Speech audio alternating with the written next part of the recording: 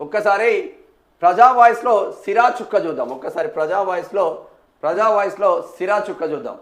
రాజకీయం రంగులు మారుస్తుంది, నమ్మిన వ్యక్తుల్ని నాశనం చేస్తుంది. జోకుడు వ్యవస్థకు రాజకీయం సొంతమైపోయింది.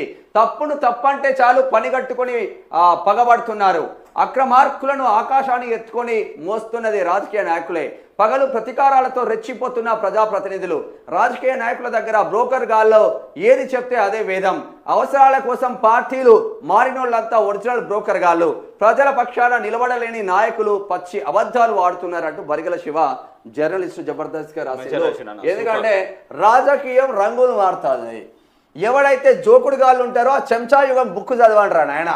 ఆ చెంచా యుగంలో ఏ చెంచా అయితే గిన్నెలో ఉంటుందో ఆ గిన్నెనే ఖాళీ చేస్తుంది ఆ చెంచా.